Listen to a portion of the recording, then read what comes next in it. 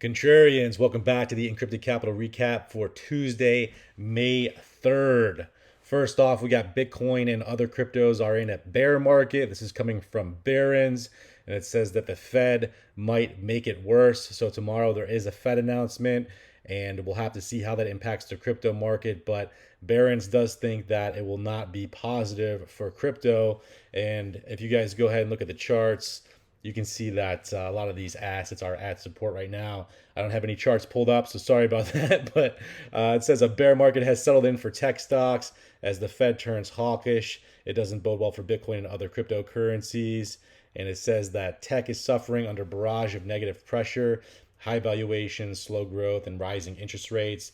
We did see like Netflix and a lot of the other tech stocks did take a shit over the last couple weeks or so, and that has impacted the cryptocurrency space. But given the fact that we are at support for a lot of these assets, it would be interesting to see if it pushed it down even further. I don't know if that's going to happen. Obviously, it's anybody's guess, but all eyes will be on the Fed meeting tomorrow. So keep a lookout. I would not be doing any crazy trades right now since we are at support. There's probably going to be some wick fishing where you're going to see stop losses get hunted, etc., etc. So be on the lookout for that. Also want to point out that Bitcoin ATMs decline are greatly exaggerated, and this is coming from payments.com. It says if you read the crypto press, you'll find story after story this week about how a number of new Bitcoin ATMs crashed this year, with just 1/6 as many installed in April as in December. I can speak on that because we did have a Bitcoin ATM here in our office for just over a year, and we had about 3 people come in and use it. And we were on the maps. We were, public with the fact that we did have one in our office. And the simple fact of the matter is that when our clients came in, we told them to just go ahead and use Coinbase or Kraken or any one of the other exchanges that would allow them to easily transfer money into their bank account. Why would you want to go ahead and get raped with a 15%, 20% fee from a Bitcoin ATM when you can literally go ahead and use Kraken and send your money out of there for literally $5?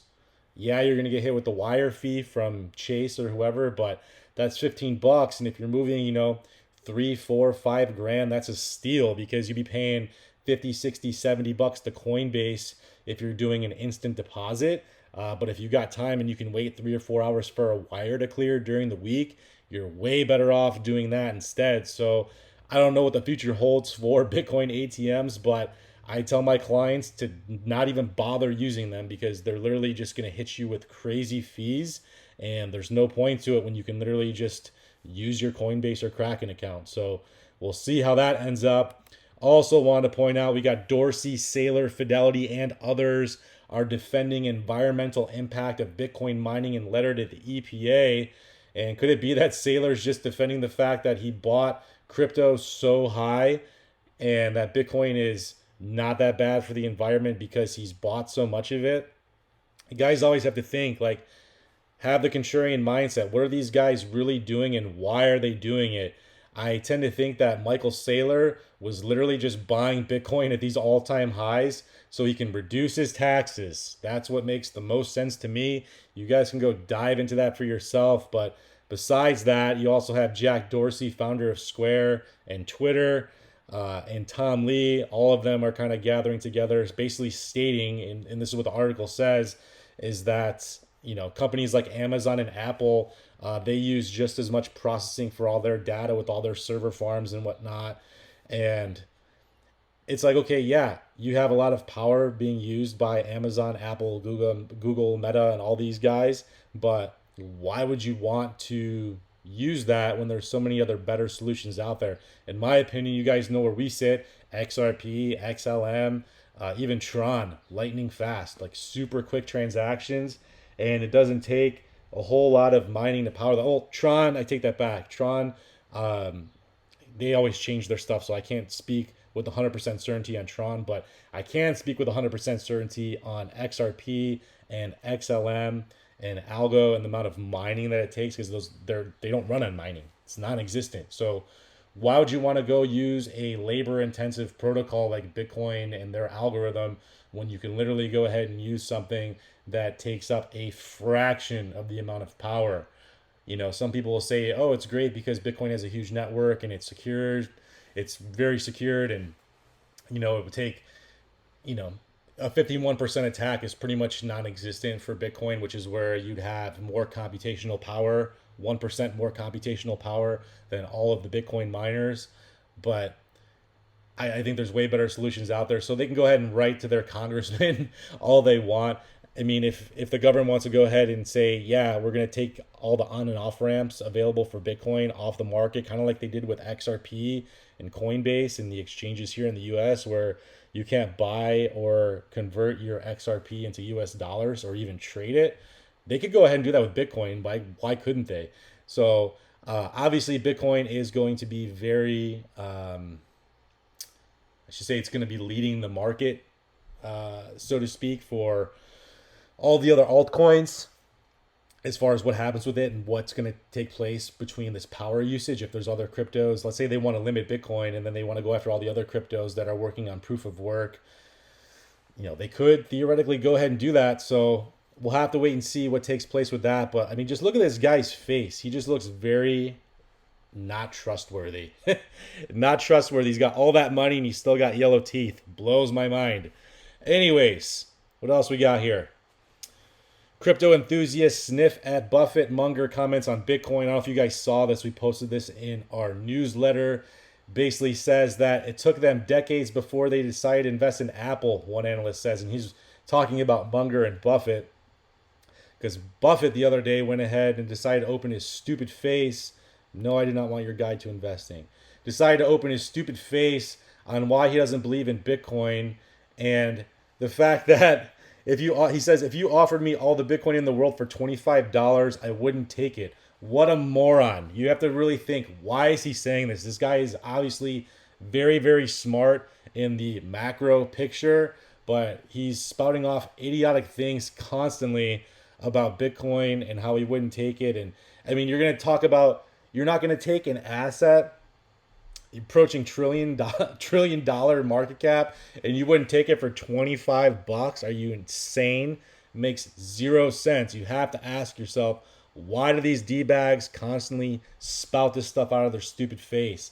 It makes zero sense. Either they're trying to manipulate the market, which ding ding ding most likely, or they're just incompetent. I can't think that they're incompetent because they literally have a team of how many people that will go ahead and research and find out what the best investments are. And these old trolls are basically they sound moronic. They sound moronic when they speak, and you cannot take what they say at face value because I guarantee you these guys have probably been in on Bitcoin longer than any of us. Most likely. If Bitcoin was created for the purposes that I think it was created for, chances are they've been on the Bitcoin train for longer than we can even fathom. Most likely. And obviously this is all speculation, but the fact this guy said he wouldn't take all the Bitcoin for $25, you're just an idiot. Why wouldn't you? Why wouldn't you? Also, let's point out here, says more likely BTC price will hit 100K before Bitcoin sweeps 30K lows, forecast says. I can't say with certainty what's going to happen. I still don't think it's going to hit 100K, but who knows? This cycle is a lot different than even we anticipated since it did not follow similar market structure to the previous two bull runs. We did get a much more extended cycle here. We're already 5 or 6 months past where we thought the peak was going to be for cryptocurrencies. And so do I think it's going to hit 100K before 30K?